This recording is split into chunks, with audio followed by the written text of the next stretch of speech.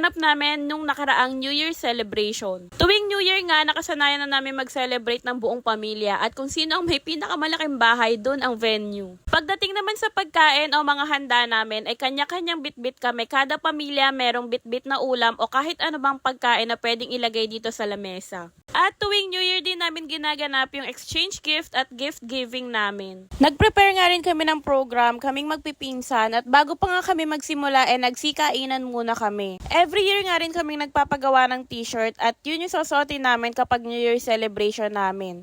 At ngayong taon, bloody red ang napili namin sa mga lucky colors ngayong 2024. Sa sobrang talented nga ng mga pinsan ko, kami na yung nagde-design ng layout at kami na rin yung nagtatatak dito sa mga t-shirts namin. And every year din, gumagawa kami ng backdrop sa isang corner ng bahay para doon kami magpipicture per family. Inuna na rin nga namin magpicture muna dito sa backdrop dahil mamaya hulas na kami para pagdating naman sa picture maganda-ganda pa yung mga itsura namin. Eksakto 9 PM ng December 31, nag-start na rin kami sa program namin para pagdating ng 12 midnight tapos na kami at magpa-party-party na lang. Nag-start nga ang program sa pag-giveaway ng mga tumblers para naman ganahan agad ang mga person. Nag-prepare nga rin yung mga pinsan ko ng awards at ito ang unang award. Dito ako sa reaction. Well, lungkot naman. Valentine's. Kasi, ayan na! Wow! Eto na!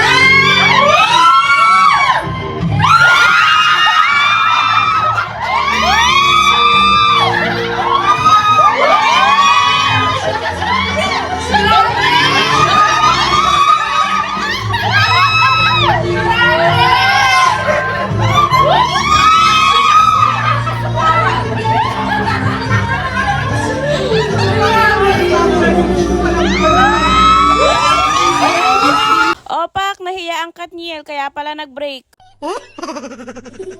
Magiging love team ba yan ng taon kung hindi magkikis? Yung pangalawang award naman na pinresent ay yung Best Attendance in Chismis. At hindi ko ine-expect na ako ang mananalo sa award na ito. Dapat ba ako maging proud na perfect attendance ako sa Chismis? Kaya pala tinatanong ko sila kung ano pa yung isang award dahil 2 videos lang yung sinend nila sa akin for presentation. Ayun naman pala ako ay isa sa mga a-awardan. So ito na nga, charot. At ang last na award for 2023 ay ang Best Actor Award.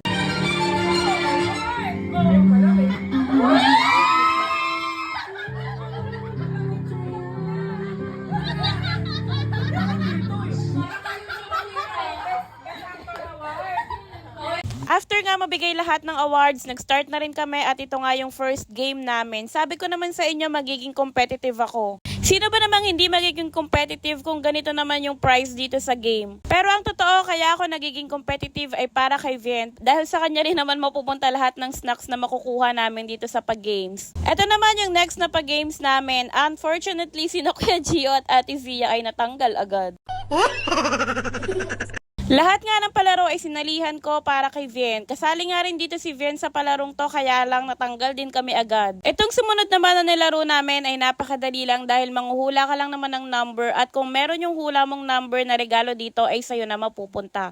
Kaya lang medyo inalat yata tayo dahil 2 lang yung nakuha ko. Pero at least may nakuha kaysa wala. After nga no isang game na yon nag-break muna kami at may intermission number nga si Ate Zia at Kuya Gio. Nakakatuwa nga to si Ate Zia dahil lahat ng mga trending songs sa TikTok ay alam niyang sayawin. And every year nga gumagawa kami ng video presentation na pinapanood namin every New Year. Sa video presentation, doon nakalagay lahat ng mga nangyari sa amin buong taon. Lahat ng events na ginawa namin, nilalagay rin namin doon. Tignan nyo naman yung mga genuine reaction ng mga pamilya ko kapag napapanood nila yung videos namin na nangyari buong taon. Kapag napapanood namin, grabe ang bilis ng araw, tapos na naman yung isang buong taon. Na parang kailan lang nangyari yung mga to, tapos ngayon 2024 na. After nga namin mapanood yung year-end video presentation namin, nag-start na rin kami sa exchange gift namin. Naalala ko nga nung unang beses kami nag-exchange gift, 3 ata o 5 lang kaming nag-exchange gift. Tapos nakita ng mga tita ko na ibang pinsan ko na nag-exchange gift kami. Kaya sabi nila next year dapat daw lahat kami kasali na sa exchange gift. At ito nga ang swerte ko kasi yung asawa ko yung nabunot ko sa exchange gift. Kahit walang regalo, kiss lang sapat na.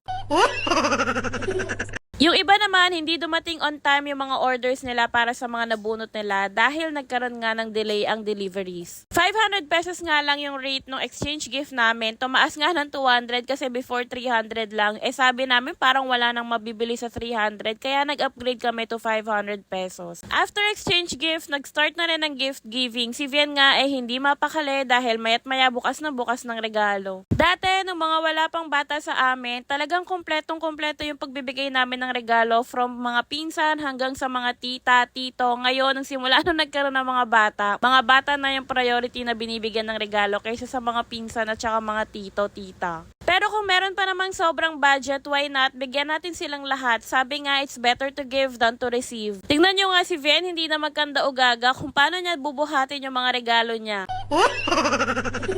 Alam nyo, kahit simple nga lang yung regalo namin na ibibigay sa family namin, sobrang tuwang-tuwa na yung mga yan. Ang importante kasi naalala natin sila. Pero kung wala, okay lang din naman at maiintindihan din naman namin yun. Ang importante, masaya tayong sineselebrate at sinasalubong ang bagong taon. Pero bakit umiiyak dito si Vin?